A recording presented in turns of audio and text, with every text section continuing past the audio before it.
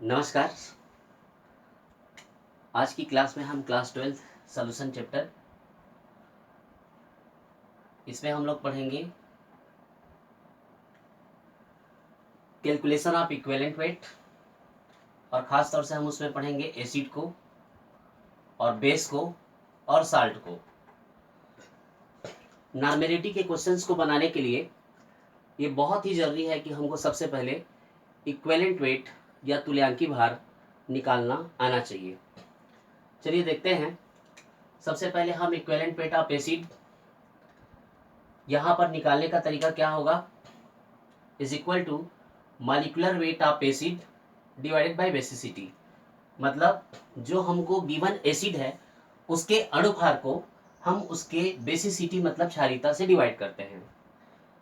आप ध्यान देंगे कि एसिड के लिए हमने यहाँ पर बेसिसिटी अर्थात अम्ल के लिए हमने यहाँ पर क्षारीयता शब्द का यूज किया है। दूसरा चीज आप देखिए कि इक्विवेलेंट वेट ऑफ बेस निकालने के लिए हम क्या करेंगे, इक्विवेलेंट वेट निकालने के लिए मॉलिक्यूलर वेट ऑफ जो बेस होगा उसको हम एसिडिटी से डिवाइड कर देंगे। अर्थात जो भी हमको क्षार दिया हुआ है उसके अणुभार को हम अम्लीयता से डिवाइड कर देंगे।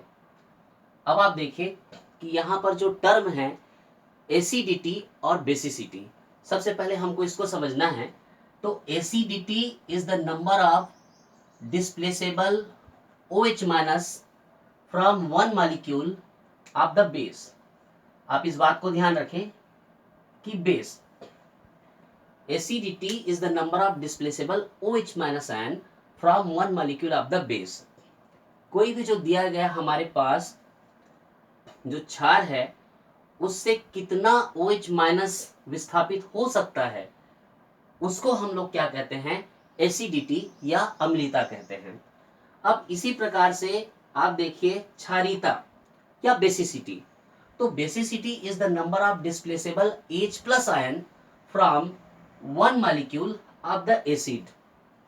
किसी अम्ल के एक अणु से विस्थापित हो सकने वाले H प्लस आयन की संख्या को क्षारीयता कहते हैं। ध्यान रहे हम टर्मिनोलॉजी अपोजिट यूज करते हैं, एसिड के लिए बेसिसिटी और बेस के लिए एसिडिटी। अब आइए इक्विवेलेंट वेट ऑफ एसिड कैसे निकालेंगे। सबसे पहले molecular weight divided by basicity या क्षारीयता। सपोज दैट हमारे पास प्रश्न है, ये है HCl के लिए इक्विवेलेंट वेट निकालना है। हमको पता है कि जब हम HCl को तोड़ेंगे तो ये 1H प्लस और 1Cl माइनस में टूटेगा। कहने का मतलब ये हुआ कि इसके पास जो एक H प्लस आयन है ये एक ही OH माइनस आयन को डिस्प्लेस कर सकता है। इसका मतलब इसके जो बेसिसिटी का जो वैल्यू होगा वो होगा आपका 1। इसलिए हम इसके मॉलिक्यूलर वेट को 1 से डिवाइड करके इसका इक्विवेलेंट वेट या तुल्यांकी भार निकाल सकते हैं। मॉलिक्यूलर वेट जिसे हम अणुभार कहते हैं, हमने पिछले क्लासेस में सीखा है कि किस प्रकार से हम उसको कैलकुलेट कर सकते हैं। अब जरा देखिए, नेक्स्ट हम इसी में देखेंगे इक्विवेलेंट वेट ऑफ H2SO4। यहां पर देखिए मैंने लिखा है कि मॉलिक्यूलर वेट डिवाइडेड बाय 2। क्यों ऐसा लिखा, क्योंकि जब आप H2SO4 को तोड़ेंगे तो ये आपको 2H प्लस देगा और प्लस आपका सल्फेट आयन देगा। कहने का मतलब ये हुआ कि सल्फ्यूरिक एसिड के पास 2H प्लस आयन है और ये 2OH माइनस आयन को मैक्सिमम या अधिकतम डिस्प्लेस कर सकता है। इसलिए इसका जो बेसिसिटी का जो वैल्यू होगा हमने वो हो जाएगा आपका 2। तो इसलिए हम क्या करेंगे, सबसे पहले आप देखिए सल्फ्यूरिक एसिड का हमने मॉलिक्यूलर वेट निकाला जो कि 98 या 98 है और हमने उसको 2 से डिवाइड कर दिया और इस प्रकार से हमारा आंसर आ गया 49। ठीक इसी प्रकार से आप जानते हैं H3PO4, इसे क्या कहते हैं, फास्फोरिक एसिड। तो फास्फोरिक एसिड में हम देख सकते हैं कि ये 3H प्लस प्लस फास्फेट में टूटेगा। इसका मतलब ये हुआ कि ये 3 OH माइनस आयन को मैक्सिमम डिस्प्लेस कर सकता है, विस्थापित कर सकता है।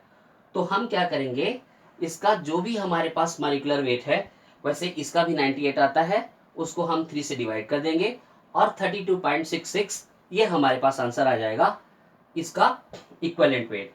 ठीक इसी प्रकार से हम लोग बेस का भी इक्विवेलेंट वेट निकाल सकते हैं। बेस का इक्विवेलेंट वेट भी हम इसी प्रकार से निकाल सकते हैं। आइए देखते हैं। मान लीजिए हमको बेस का निकालना है, हमको पता है कि m डिवाइडेड बाय, यहाँ पर हम टर्म एसिडिटी या अम्लीयता लिखेंगे। अब जैसे हमारे पास सोडियम हाइड्रोक्साइड है, तो हम क्या करेंगे, सबसे पहले सोडियम हाइड्रोक्साइड का m मीन्स मॉलिक्यूलर वेट या अणुभार और उसकी एसिडिटी।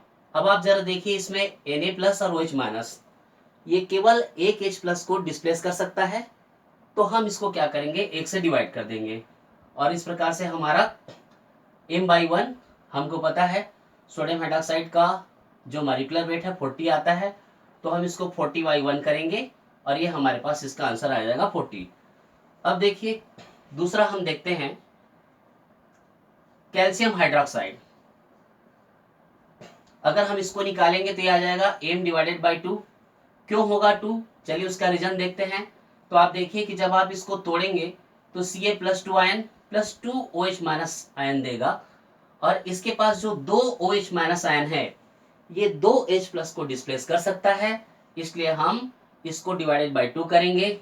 चलिए आइए ट्रिक लगा देते हैं। कैल्शियम का कितना होता है 40, हाइड्रोक्साइड बराबर कितना होता है 17, 17 इंटू 2 17 गुणित 2 बराबर कितना जाएगा 34, 34 और इसको आप जोड़ दीजिए, ये आ गया हमारे पास 74। अब हम क्या करेंगे, यहाँ पर 74 डिवाइडेड बाई 2 कर देंगे।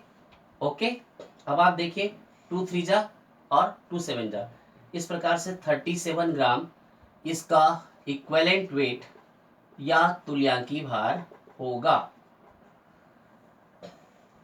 अब देखिए आप इसी प्रकार के क्वेश्चंस का प्रैक्टिस कर सकते हैं, जैसे HNO3, इसी प्रकार से H2CO3, इसी प्रकार से पोटेशियम हाइड्रोक्साइड, इसी प्रकार से मैग्नीशियम हाइड्रोक्साइड, ये सारे प्रश्नों को हम लोग सॉल्व कर सकते हैं। देखिए आप वीडियो को पास कर लें और पहले अपने तरफ से बनाने की कोशिश करें, फिर उसके बाद में आगे का सलूशन देखें। आप देख सकते हैं कि ये H+ प्लस NO3- में टूट रहा है, मतलब एक H+ है, एक OH- को डिस्प्लेस करेगा, इसलिए जब हम इसका E निकालेंगे तो ये m/1 होगा, मतलब उसके अणुभार को केवल 1 से डिवाइड करना है। दूसरे केस में आप देखेंगे कि 2H+ प्लस CO3- 2 देगा, इसका मतलब ये हुआ कि जब हम इसका इक्विवेलेंट वेट या तुल्यांकी भार निकालेंगे तो इसका जो भी हमारे पास m मतलब मॉलिक्यूलर वेट या अणु भार है उसको हमको 2 से डिवाइड करना पड़ेगा, आपका आंसर आ जाएगा। ठीक इसी प्रकार से ये आपका H+,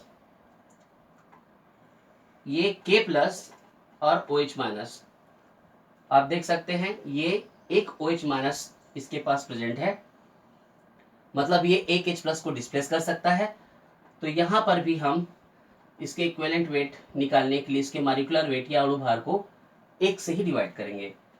नीचे में आप देखिए मैग्नीशियम हाइड्रोक्साइड, ये Mg+2 प्लस 2 OH-, अर्थात ये 2 OH- देता है।